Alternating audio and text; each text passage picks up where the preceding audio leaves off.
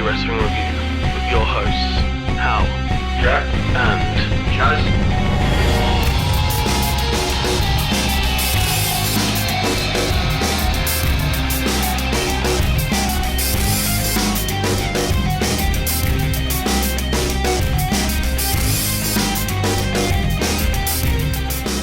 Hello everyone, welcome back to the weekly wrestling review.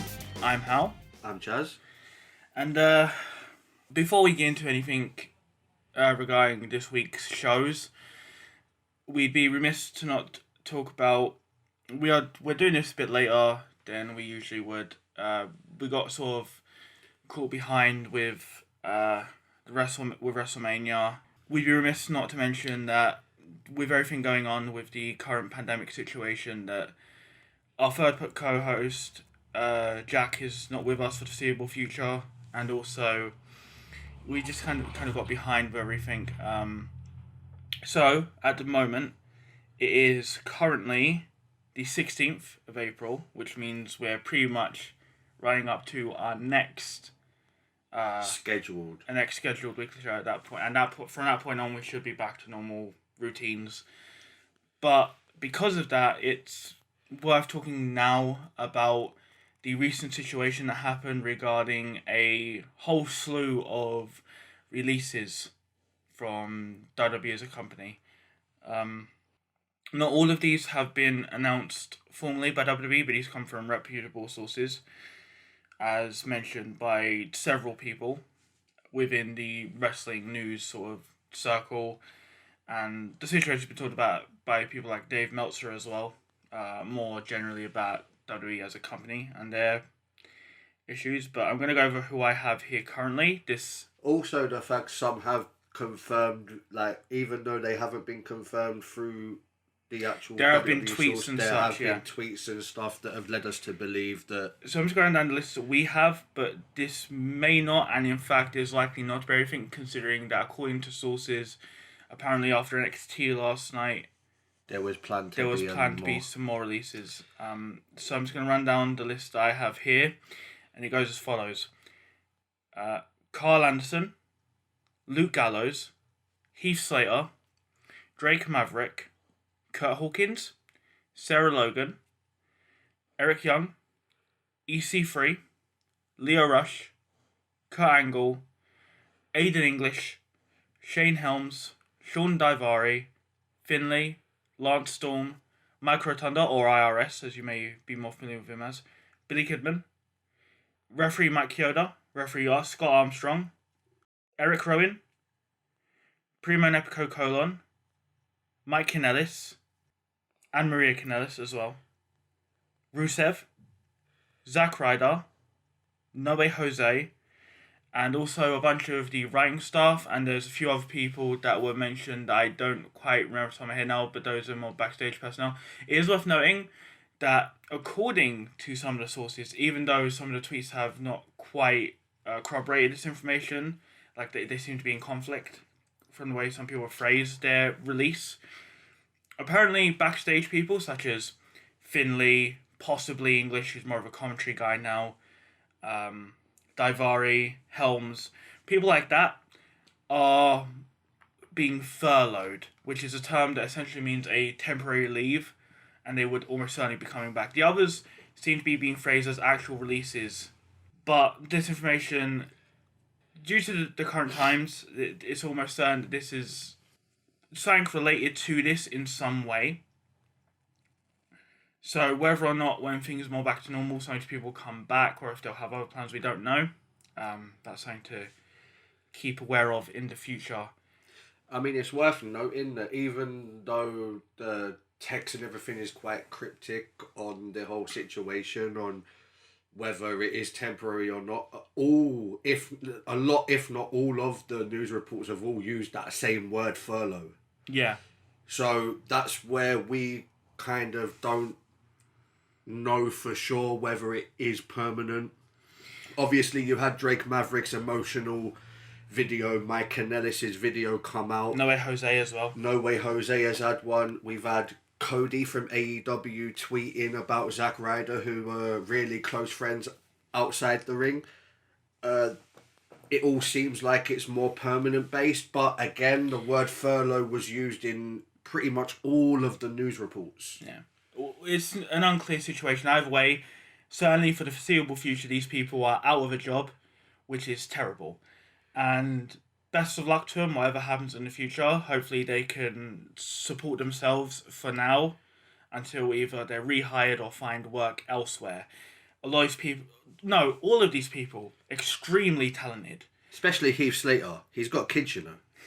All these people, extremely talented and have been immeasurably important in wrestling. We wouldn't have the women's division we have now if it weren't for people like Finlay. Yeah, without a doubt. He helped train a lot of the women. He helped train a lot of the women we find influential now. He's influential in that sort of thing. And of course, I mean, it goes to show with all the picture tweets we've seen from Sasha Yeah. Banks, Bayley, Charlotte. You Exactly. know, it goes without saying Finlay was one of the ones behind important it. to them. And obviously, even without that, a lot of these names are people that have been with this company for better or worse for over a decade at this point.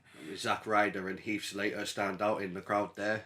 You've also got EC3 in his second tenure with Yeah. WWE. There was also that kid, Alexander Jacek, something yeah. like that, who was apparently just starting to make the rounds in live shows when he got released, and that's a shame. He never quite got to be on TV. Hopefully he'll have somewhere to go from this. But sad news is we should continue with the show, which requires us to, of course, talk about Raw and SmackDown this week. We did mention Sarah Logan. Because we're a bit late and my mind's a bit jumbled on which one's which. This happened actually when we were talking about planning out tonight as well. So, this is for the Raw from the 6th of April. This night started off with Asuka versus Liv Morgan. This match was a pretty good match, I thought. Yeah. I thought Liv Morgan looked really good, especially, to be honest. Even if she took the loss here. I generally thought both of these looked strong. I didn't really know much about Liv Morgan before coming back into WWE for the cast as well as just getting back into wrestling. But from what I've seen of her over the past weeks, we pretty much started this around... We started watching wrestling again around Royal Rumble. She's looked impressive. I do like her. Yeah, I mean, when you look at her, she don't look like much. I mean, if you take it back to...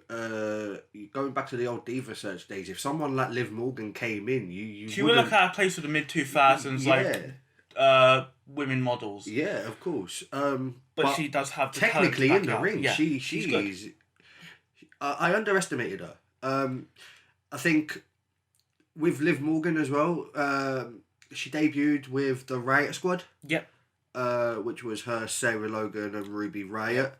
And we didn't get to see too much of her, obviously, because Ruby Riot was the main of course, as the factor name would suggest. So she was just more like a background sort of person for them. Yeah. But ever since she's taken a solo role, I mean, she looks incredible. She's got this dark sort of look to her as well. Like I feel like she wouldn't be out of place in a heel stable. There's a lot of talk about her possibly.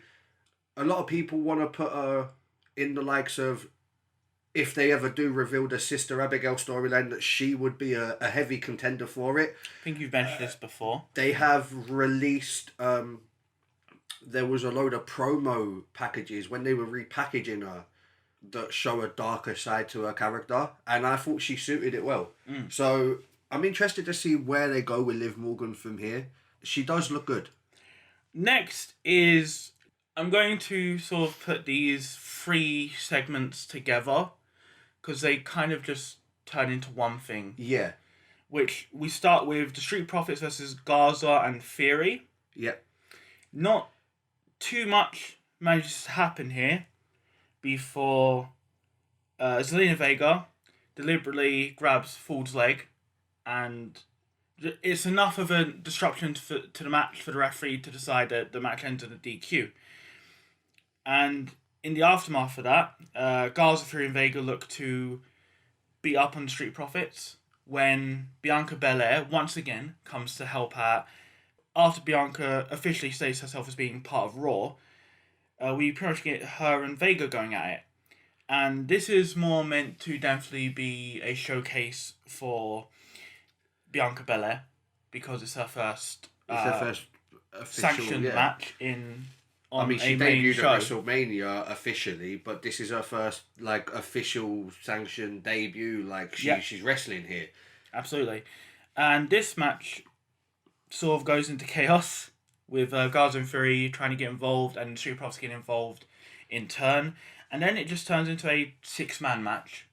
Old Teddy Long days, eh? But at least this one made sense. Yeah, of course. It wasn't... I'm a little confused because, I watched this literally the night after WrestleMania. So, I didn't do no recapping before we did this, which I should have done.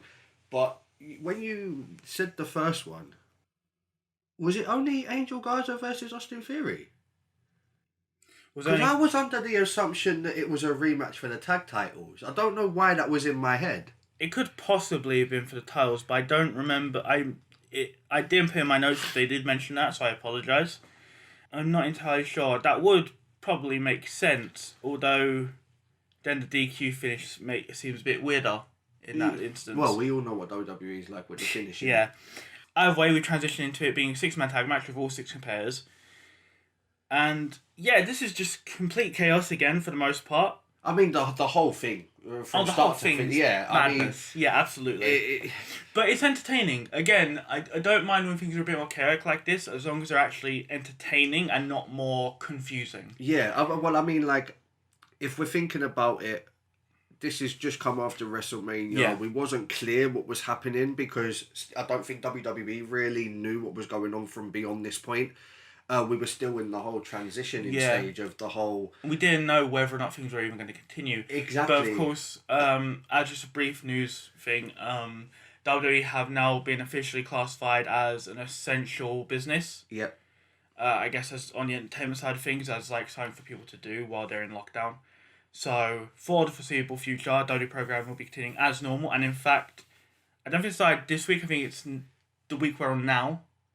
Yeah, this current week. It went back to live programming. Yes. So things are officially live again, which means they can't edit mistakes, which they haven't really done much of anyway, so...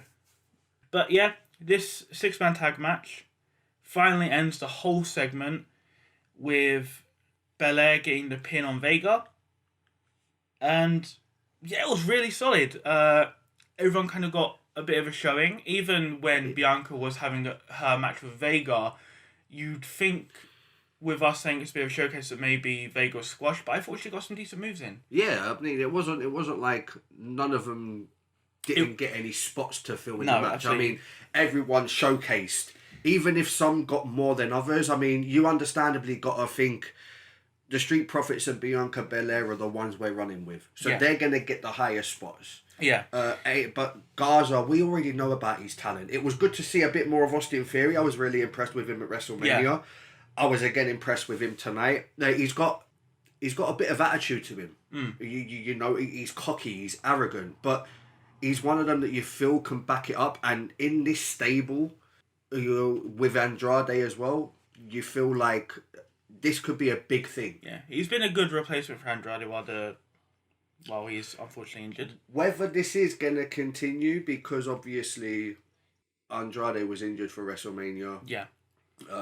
We're not too sure if Austin Theory is a mainstay for this group. I hope so.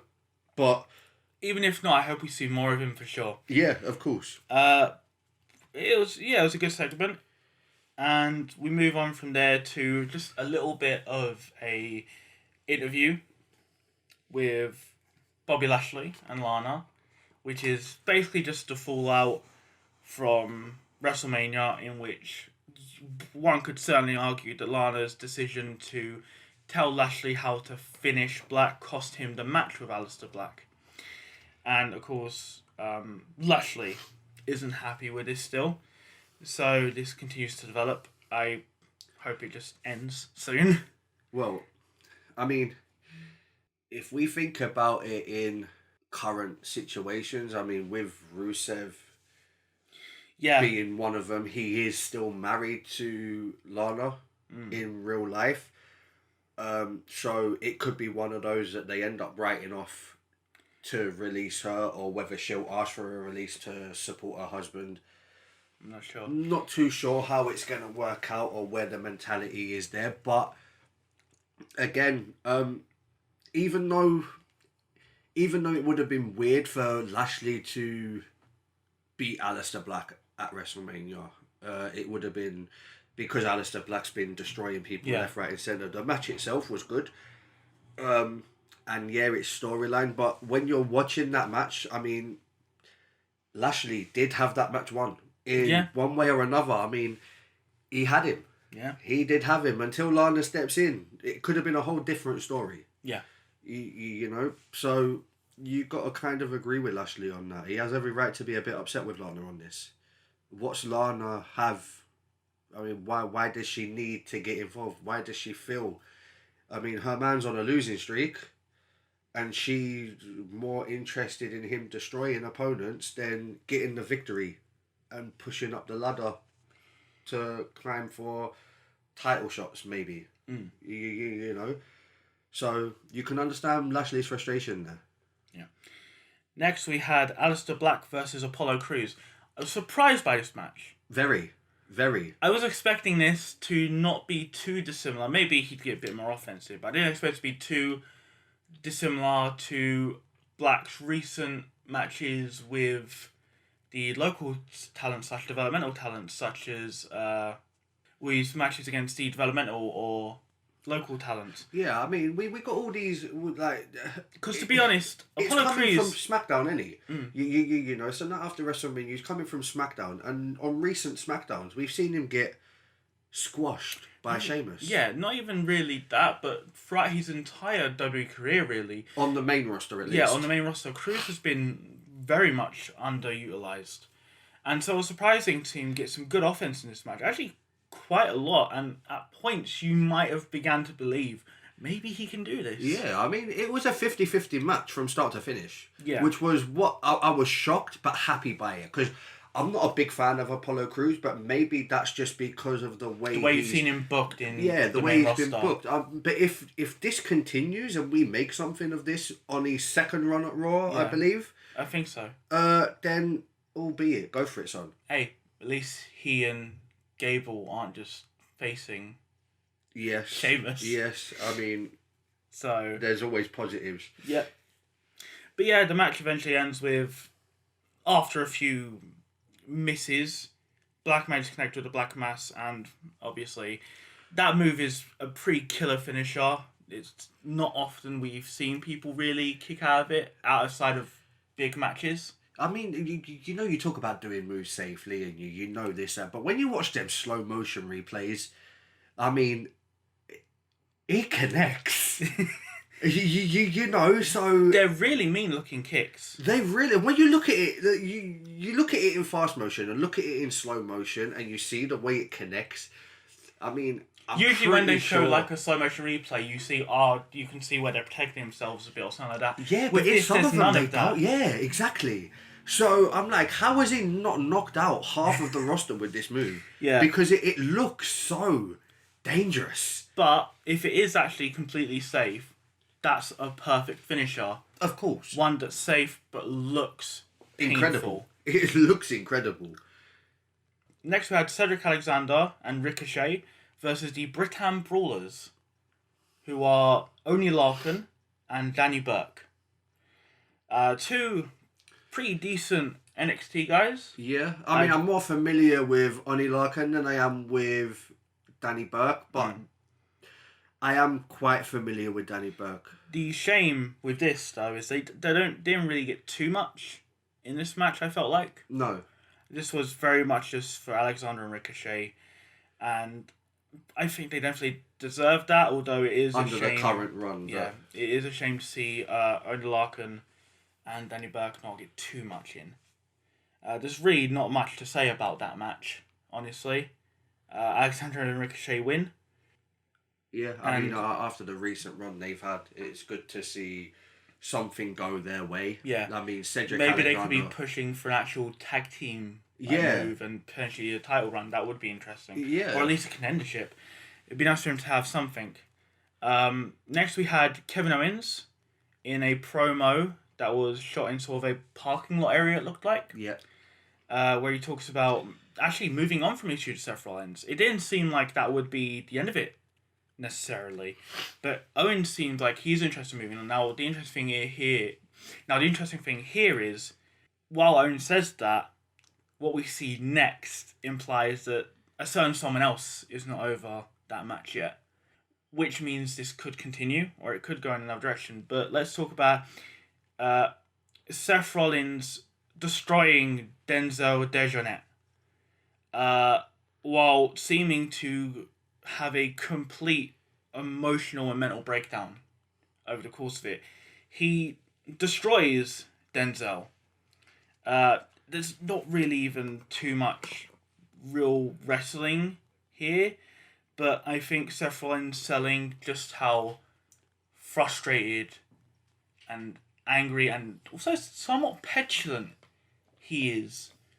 Like, it's like a child throwing their toys out of their pram or buggy after not getting their way. Yeah, well, I mean, if you think about it, he believes he's the Messiah. Except throwing out toys means stomping people's faces into the mat. Yeah. No, well, he believes he's the Messiah. He believes he's the savior of wrestling. You know, he believes he is the best at what he does. Yeah. And he come up short against Kevin Owens. Notably short. Yeah. While he did get some offense in during that sort of the two matches, they sort of had like 1.5 matches. It was mostly Kevin Owens. Yeah, like Kevin Owens really made him look kind of silly, but in a good way, in a good storytelling way that worked, especially with how they've made Rollins react to it, rather than just getting Owens over Rollins. It'll be interesting where Seth Rollins and Kevin Owens' characters go from here, whether they do actually drift apart and move on to other rivalries, or this comes back on each of them. Well, I think it's interesting because the next pay-per-view is Money in the Bank. Yeah. And I would assume one, if not both, will be incorporated in that match. Possibly. That's a good point. You know, so, I mean, I think if you take them two out and keep the feud going and make another match there, it takes away their chance of a title opportunity. Whereas you can keep the feud going into the Money in the Bank ladder match, and that could potentially lead to future fights down the thing. But this whole thing with Seth Rollins, I mean, we did say it could lead to something like this. Yeah. I mean, you know, he could completely snap. And it seems just on that match that he had on Raw that's where it's going, happened. Yeah. It's going to be interesting to see how Seth Rollins' character develops from this. Absolutely. I mean, technically, he didn't just lose once at WrestleMania. He did lose twice. Yeah. Seth Rollins got in his mind because originally he got himself disqualified. Yep. Yeah, that's how in Seth Rollins' mind Kevin Owens was. So to see where that goes, I'm looking forward to seeing a new side of Seth Rollins, a darker side, if you will. Possibly. Next, I believe this is the last time I have to mention it tonight, but this was another one that I found. This was the one I found out later that I didn't put on the list, but I do believe. Next we had Nia Jax versus Deonna Purrazzo. And I do believe that she Deonna was Purrazzo one from the list, yes. is also released. That was one that I didn't have in my initial notes, but I just remembered when I saw her name in the notes for this match. This was obviously just Nia Jax getting to dominate. She's looked strong since she came back, and apparently her using Paige's move is actually with Paige's blessing, and it seems to be her new finisher going forward, according to what I have seen. So that was interesting. It's good to see Nia Jax again. It's good to see her being utilised a bit better this time. Yeah. We'll see where that goes from there. There's, again, not too much to talk about other than, sadly, yet another release. I believe the last one that we know of that we're talking about here. After that was Humberto Carrillo versus Brendan Vink. Brendan Vink got some offense in this match. But, again, this was very much composed match. There's been... Creo's a good wrestler, but Vink is also a good wrestler, and I would have liked to have seen more back and forth there. But obviously, they're trying to build up Creo. He's still relatively new. Yep. So, I understand. Next, we had Charlotte talking about being Ripley, and this is from the post-match from WrestleMania, I believe. Yep. Where she talked about being Ripley and talking about how it's not the title that makes the person, but the person that makes the title. So insinuating that the NXT Women's Championship is more with her holding it. That it means more with her holding it. And there was also another post-match for the Ripley-Charlotte match, which was obviously Ripley just being sort of distraught, I would say, about losing the title. I mean, she tried a lot of mind games with Charlotte during the build-up, and she came up short. So I think it's more frustration with herself. Yeah, because she can't get a rematch yet. You're right. I mean, if you think that we have the ladder match from NXT, crowning Io. During this week of programming, there was a 6-woman ladder match that Io Shirai won, which was a good match. But yeah, that also sadly means that she is next in line to face Charlotte, not Ripley. But I'm sure Ripley will be looking to get her own back at some point, or try to. I mean, this could easily be a main roster push for Rhea Ripley. Possibly, as well. I mean, which would also be nice. I definitely think she has the talent to pull it off. Yeah, I mean, her match with Charlotte was incredible. So we talked about this on the WrestleMania 36 review, but let's quickly go over the fact that the night ended with another thing from the post WrestleMania 36, with another WrestleMania 36 sort of off-air thing, which was after the show ended. Drew McIntyre came back out having put some fancy new plates on his world title. Why not? Make it your own, Drew. Make it your own. You just. And that's what he said. He didn't feel like his until he put his own custom spin on it, and he wanted to show it off before he left, which led to Big Show coming out. They had a match which Drew McIntyre won, of course. And that was it for Raw. I thought this was an okay Raw. Yeah, I mean, I think obviously the Raw after WrestleMania is always my favourite, but I feel under current circumstances I will allow it to be sort of as flat as it. But we still got some good spots in it. I mean, Bianca Belair's debut, and Austin Theory's debut. So yeah, it's worth knowing a lot of the spectacle, much like with WrestleMania, a lot of the spectacle is obviously for understandable reasons, a lot of it's gone. So it made it seem a bit less lively than Raw or SmackDown usually are post WrestleMania. Raw especially, but SmackDown sometimes too, especially under a brand split. Yeah. But it was still decent.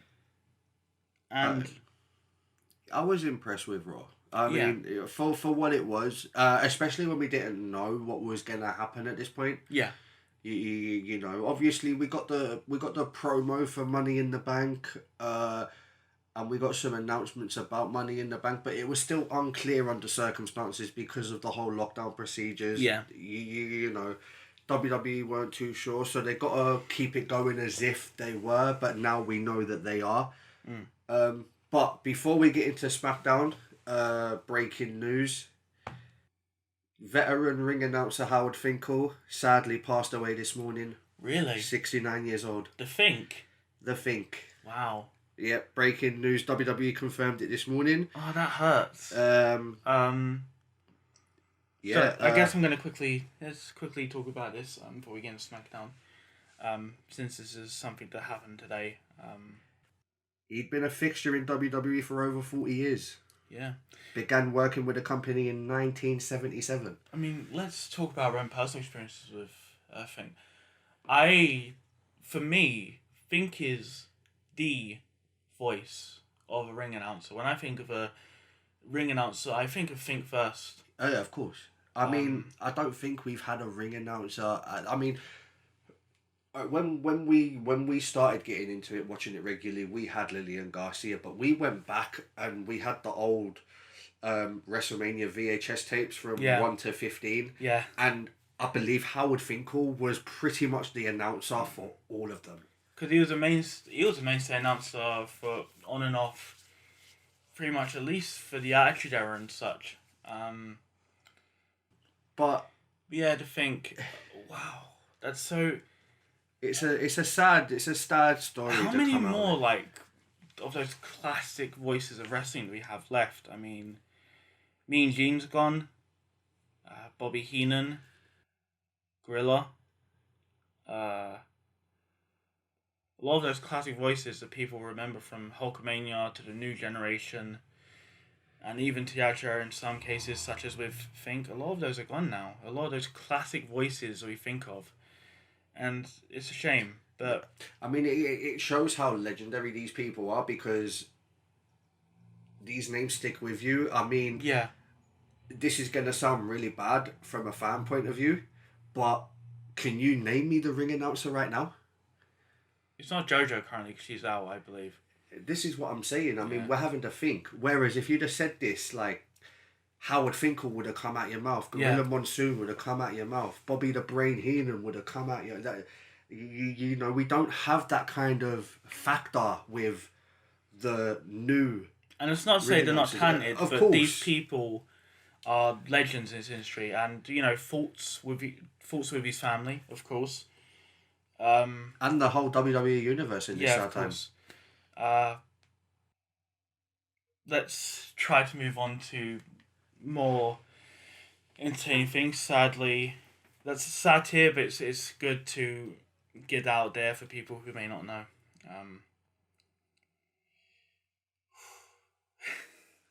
Okay, so SmackDown side with Braun Strowman coming out for the first time since becoming Universal Champion, talking about cutting down Goldberg, and eventually Being grateful for the opportunity. Yeah. When opportunity comes knocking, you know, you take it. Eventually, however, he is interrupted by Nakamura, and they sort of tease a potential match between the two. Yeah. But as Strowman warns Nakamura about getting The these hands. hands, Cesaro Cesaro comes tries out, a sneak tries attack. to attack. Strowman's expecting it, but he's not expecting Nakamura to retaliate. And after they ambush Strowman, they run off. Yep. Pretty classic heel move. And Seems then like we have that later tonight, SmackDown, yeah, Strowman versus Nakamura. which is interesting for other reasons, which you will get into. Yeah. The first I mean, action, I like the actual back and forth between Strowman and I mean, Strowman comes out talking about opportunity comes knocking. Nakamura comes out and the first thing he does, well, knock, knock, knock, I'm here. of course, you know, I thought that was quite funny. it was a decent promo. Our first actual match of the night is the Kabuki Warriors getting their title rematch against Bliss and Cross, who won the titles at WrestleMania. There's a lot of isolation in this match, with Bliss being removed, with Cross being removed from her tag partner, leaving Bliss in the ring alone, having to deal with both of the Kabuki Warriors. She's constantly being beaten down. This sort of continues like this for the most part. It almost feels like, I don't know, to me it almost feels like they're starting to put over Cross more than Bliss. Well, I mean, look, Bliss is established. You know, we still got a lot to come from Nikki Cross. I mean, Bliss elevates every time she's in the ring. We know what Bliss is Yeah. about. I mean, I'm not necessarily saying it's a bad thing. I just noticed that, like, in this match, it definitely seemed like they were sort of almost putting forth the idea that without Cross being there to assist her, Bliss is sort of unable to deal with Asuka and Kairi Sane in this match. I think what that is we know what Cross was like in NXT. Yeah. She come up to the main roster and she's just been sort of more of a personality rather than looking at her as a competitor. We've looked at her more as a personality, her actions. We've seen more talking than doing. And then the whole running around like Yeah. the crazy girl that she is. Yeah. But when it comes down to it, the girl can fight. She can wrestle. It's worth knowing that there is a lot of good British talent in WWE right now. In wrestling in general. But it's good to see it crossing to the more global scale of something like WWE. Obviously, got Nikki Cross, who's Scottish, Tegan Knox. Obviously, all of the talented individuals at NXT UK. It's really good to see. It's really good. But yeah, eventually, Bliss manages to get the pin as the match goes on, and they retain, which is great. I hope they have the titles for a while before they have to relinquish them, or before they're taken off of them, because I think these two work well together, and it's good to see them actually wrestling rather than just having their talk show thing, which has been fine. Yeah. But I also want to see more wrestling as well. The next segment is Elias up on the balcony, which is a bold move. He goes there to give us a song about Corbin, and also Money in the Bank. Yeah, and now I kind of want him to win now. Yeah. Just to see the Money in the Bank guitar case. Yeah. Definitely. That would be amazing, and also I think Elias would deserve a shot at something like that at least once, because even though as I've said before, I do prefer him as a heel. In general, he's just a really good worker. Yeah. And I think he's got a lot in him. He's definitely more, I would say, from what I've seen of him at least, he's definitely got more of the charisma than the wrestling skill. But if I could be a bit sacrilegious, I would say there's a lot of classic big-time wrestlers that are the same. The Rock. Yeah. I'm sure I'm going to get flagged for that. I'm going to get flagged for that. But, you know, a lot of the biggest wrestlers in the companies are more about their charisma than their natural wrestling talent. Next we had Dolph Ziggler and Sonya Deville come out, complaining to commentary about everything that happened at WrestleMania. Ziggler claiming that it was all doctored footage, that it was staged, that it didn't actually happen that way. He doesn't really get to go on too much because Tucker Knight comes out. Yeah. And he comes to... It's revenge. Yeah. I mean, the whole before WrestleMania, Dolph Ziggler come out pointing pictures to wind up Otis. So it was good to see that him showing came out stuff of Otis and Rose. And of course, because Otis is busy, being happy with Mandy Rose, we get Tucker vs Ziggler instead. Now, this is mostly Tucker just trying to get his hands on Ziggler. Ziggler's too quick. Yeah. I mean, there's one thing I say about Ziggler. He can wrestle. Mm. You know, all right. We may take the mick out of the fact that he is the modern day Shawn Michaels in every way, shape, but he is talented and he is very quick. It's hard for someone as big as Tucker to actually get their hands on him. And only Tucker's aggression gets the better of him, and it allows Ziggler to get the upper hand, and he wins. Ziggler, that is. This moment comes again with just one more news thing regarding the releases. One of the writers on this segment, this whole feud between Ziggler and Otis. With the whole Otis Rose. Mandy Rose storyline. One of the main writers of this, she unfortunately was one of the people released, which really sucks because I think, I've said this to Chaz a few times now, but for me, 9 times out of 10, romance or more sort of melodramatic storylines like this fall flat. Wrestling's not really designed for it. It never really works because they never really figure it out right, and it always seems either really cheesy or really creepy. Yeah, I mean, you know, quick recap on the ones that come to mind when you say romance stories in this. I mean, we have the infamous Macho Man Elizabeth, which is probably the closest you're going to get to the Otis Mandy Rose storyline. But ever since that, in between, you've had Chris Jericho and Christian falling in love with Trish Stratus. Yeah. We've had Matt Hardy and Lita. Which transitions into Edge and Lita to an extent. Which transitioned into a real story, which then transitioned into Kane and Lita. Which actually kind of turned weirdly creepy romantic at one point. It really did. I mean, fair play to Lita, I suppose, for wanting to go ahead with these stories. But we've had the cringy Test and Stephanie relationship. Which then led into the much hated McMahon Helmsley era of the death of the Attitude Era. Yeah. We've had Maria's kiss cam. Do we remember this? So, the point is, this usually doesn't work. And I want to give all the credit to this writer, who I unfortunately don't have the name of with me on the notes. I did have it at one point, but it's escaping me. But she made us care about Otis, and obviously credit to the performers involved as well, naturally. But she helped make us care for all of this in a thing that usually this sort of angle is something we're the most skeptical about in wrestling. So all props to her. Hopefully she finds good work writing elsewhere, and hopefully we still get good quality storytelling as this story develops forward. Yeah, it's also worth mentioning that one of Chaz's prevailing theories for this entire thing was that Killer Cross would be the person behind the revelation. However, given recent events at NXT, seems to have put a dampener on that, as he has appeared.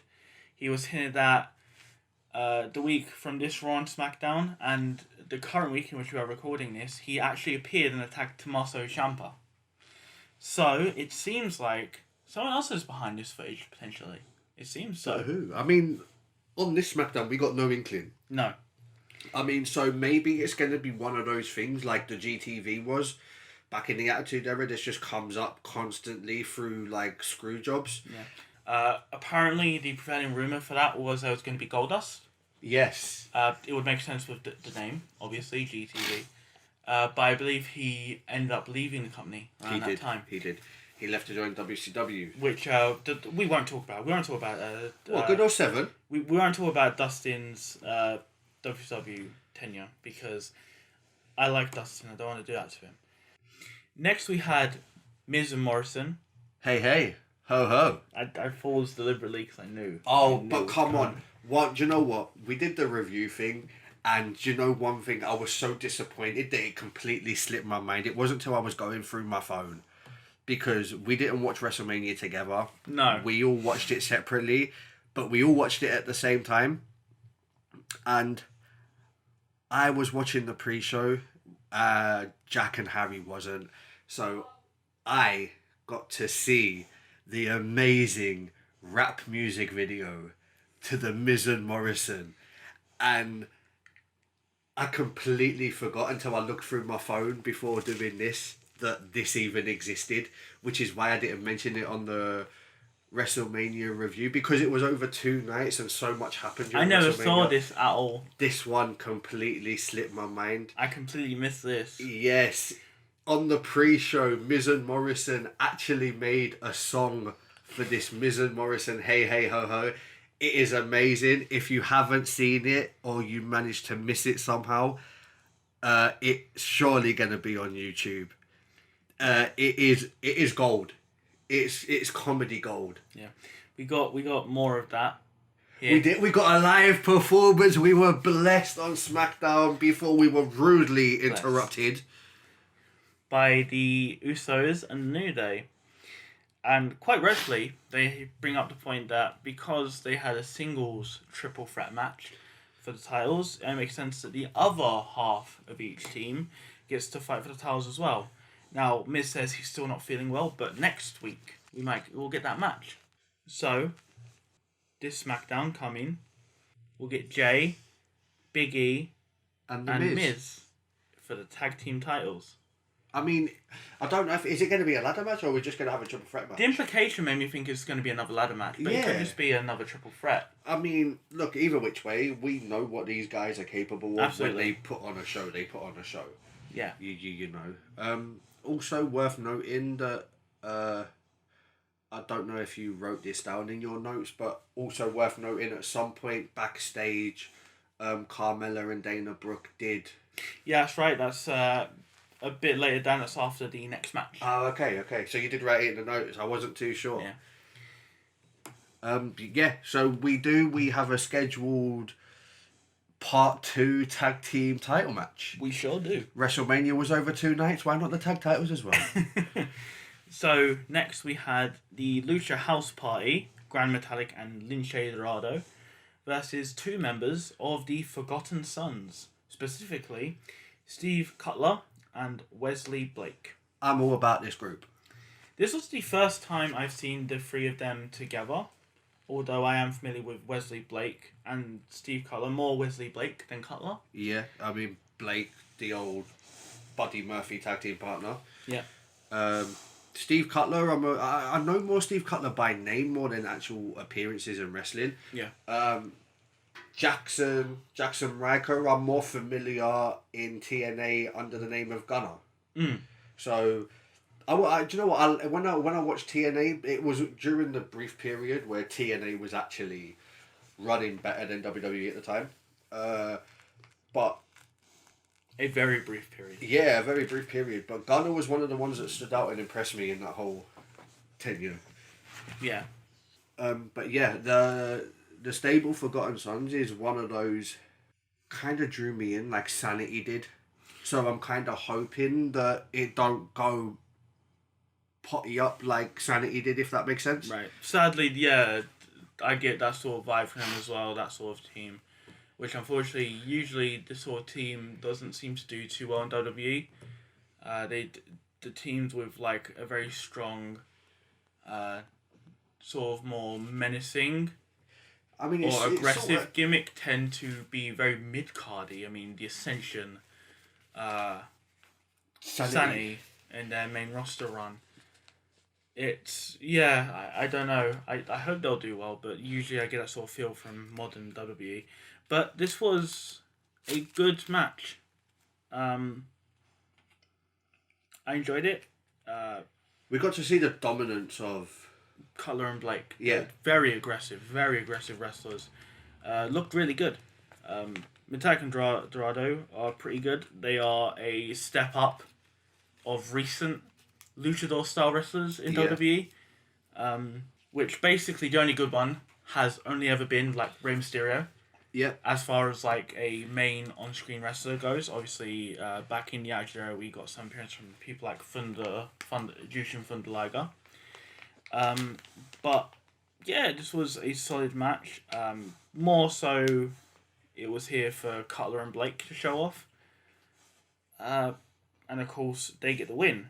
During this match, I was highly confused. Why's that? I'll explain that when it comes to superstars wearing masks, especially in a group or a stable or a team, I always get confused by who's who. Yeah? So, but I'm pretty sure that Lince Dorado was not the guy that Lince Dorado was being called on by the commentators. Because I thought Lince Dorado was the tall one.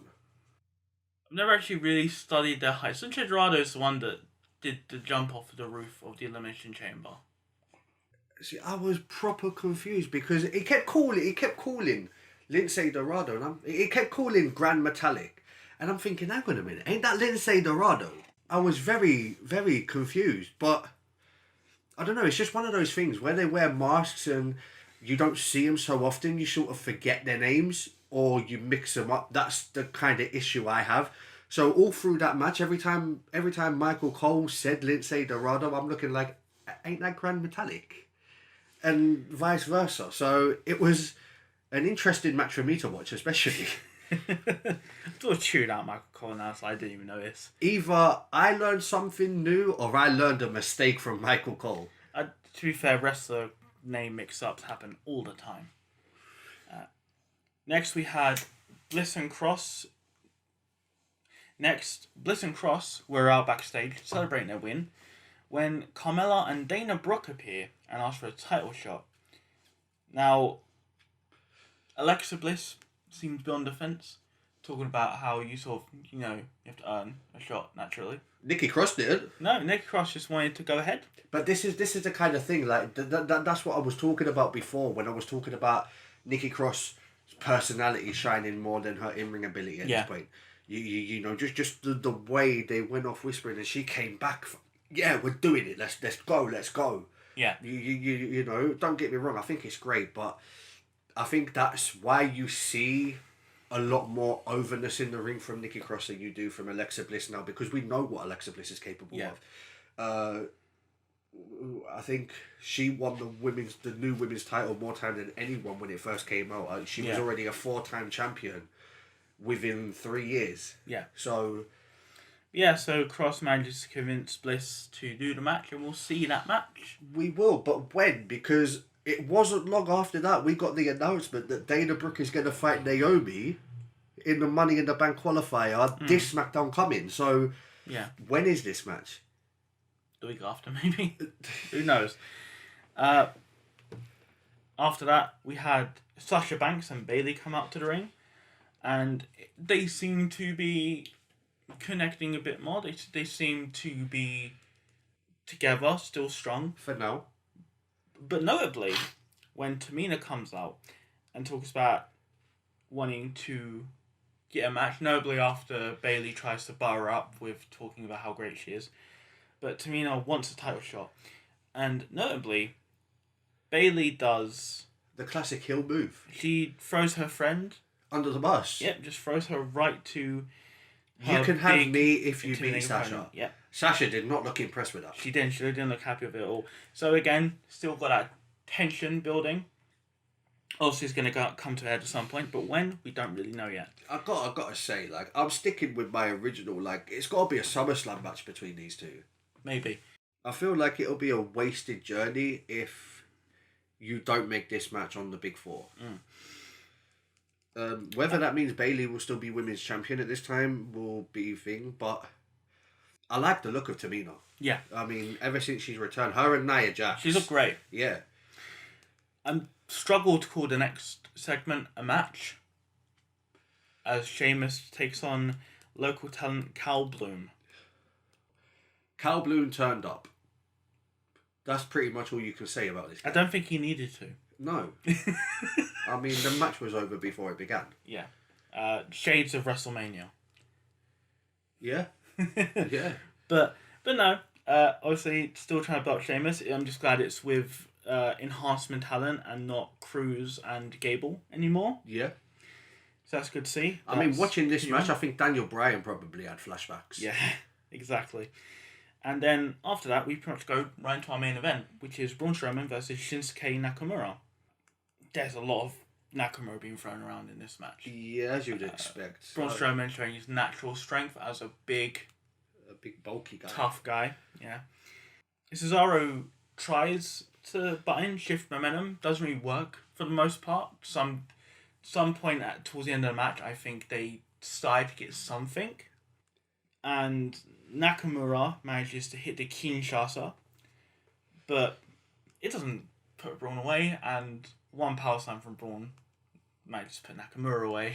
I mean, this is the interesting thing when you get like you think 2 weeks ago before WrestleMania, 2-3 weeks ago, I mean, this stable between Nakamura, Cesaro, and Sami Zayn, they got the better of Braun Strowman. Yeah. But you stick the world title on Braun Strowman, all of a sudden, it's role reversal. Yeah, that's kind of the curse of, like, having, obviously, because he's world champion now, because of the circumstances, they have to bill him as being stronger. But that's not the interesting part. The interesting part of this segment isn't the match itself. Yeah, of course. It's what happens after, because as Braun is celebrating, it gets interrupted by the Firefly Funhouse and Bray Wyatt. Wyatt talks about being proud of Braun and notably he brings up the lantern. He does. That really excellent. For people who don't know, this is an interesting fact I found out about recently through an excellent new segment from Parts Fun Known on YouTube, where they talked about the origins of the Fiend character. But both the lantern, which is fashioned to look like Bray's old gimmick's face is stretched over it, and which is very morbid for a PG show. And the Fiend mask itself was actually apparently created by Tom Savini, the classic horror prop guy who did things from Dawn of the Dead, loads of stuff for Romero, and I believe he also did work on earlier seasons of The Walking Dead as well. Great horror guy. That was just really fascinating, and I want to bring it up since the lantern's been shown again, and we got a decent close-up shot of it. And obviously Wyatt's talking to the lantern at points as well. And as the segment goes on, we see this rapid flash of moments of Braun as part of the Wyatt family. We do. And Bray talks about helping Braun. He sort of asks him to come home at first. Yeah. You know, join me. You know, come back. And then when Braun sort of denies him... Yeah, he just completely blows him off. Bray's tactic and his demeanour changes. And he talks about Braun's next lesson will be on sharing. And of course, we're talking about the title here. Yeah. Braun's ready for him anywhere, anytime. And he does do a little mocking of like the sort of persona that Wyatt has now, waving him goodbye like he's on some sort of children's show. Yeah. It's fun. I mean, it's also worth mentioning that when Bray's demeanour changes, he sort of brings back up the fact that I brought you here. Yeah. I will take you out. He brought you into this world. He can take him out. I think what's interesting and what's great about it for me is when he lost the title to Goldberg, yeah, we kind of feared that he won't get a title shot again. So now that we're back, and it's just sort of like, it makes me feel a bit more confident in the character. Back round to the general sort of flow of things. Yeah. I mean, it's worth noting as well, a story I read backstage, that the reason they went with Goldberg is because he refused not to... He refused to participate if he weren't going to win the match. So Bray Wyatt, being a complete company guy, took one for the team and lost that one for the company. Well, it seems like he's getting his moment back straight away. Yeah. Whether or not he'll win it straight away is another thing, but certainly... It's good to see the developmental of it. Yeah. I mean, even if Bray Wyatt doesn't beat Braun Strowman, I feel like the storytelling leading up to the match and the match itself will be interesting enough to think that there's going to be more to come from it. And it keeps with the general theme. What I really like about this whole thing as well is that Bray has been able to continuously go with the theme he's had for this whole gimmick the whole time, which is facing elements of his past, failures from his past, being defeated by John Cena, Braun and Braun's eventual disillusion from the Wyatt family, and all the other things he's faced. It seems very much like Bray is still on the path of correcting all of the mistakes of his previous persona. Yeah. And these two could work so well together. Especially since they know each other from the old teaming days. Braun is actually also notably an actual good friend of Bray Wyatt in real life. So these two could do some wonders together. Yeah. And it was a great way to close off the show. I think SmackDown was stronger than Raw this week. Of the two main shows, I think SmackDown was stronger. I mean, I said this to you when I watched it and then told you to watch it. I said I felt SmackDown was really good this week. Yeah. Especially coming off of WrestleMania. I felt like this felt more like the Raw should have done. Yeah, it felt more like a continuation of everything that happened. Yes. At WrestleMania, whereas everything else seemed more like business as usual. I think a lot of that came down to the fact with when we watched Raw, we wasn't too sure about SmackDown until the announcement of SmackDown. So I feel that's what took away a lot from Raw. Maybe. But at the same time, Raw wasn't bad, but SmackDown did edge it this week for me, especially the final segment. I mean, every time Bray Wyatt's on the screen, I'm captivated. Yeah. Bray Wyatt has definitely, like, not to say that his previous gimmick was bad, but he feels especially like he's In a comfort zone. really found like this creative element to this. Like he's really found something to hold on to, because sometimes I don't know if it was due to not being trusted with the writing of it when he was the cult leader gimmick, or if he just didn't have the right sort of flow with the gimmick, like he wasn't as comfortable with it by the point he got to the main roster. But there were times when with the cult leader gimmick that Bray Wyatt would sometimes, like the Charles Manson style gimmick, that some of these promos would be very rambly, or would be repeats of things he's already said. Every single time he has appeared, whether as Wyatt himself or as The Fiend, I felt different. like it's worked. Like, I feel like every single time it's worked really well. And as long as WWE keep trusting him with this has just been fantastic. And I'm really excited every time he's part of something. Yeah, especially since the Firefly Funhouse match. I mean, that was incredible. A work of art, we might say. I still have nightmares over that. But yeah, a solid week overall. SmackDown edging things out. Pretty much going to go right into talk about Raw and SmackDown.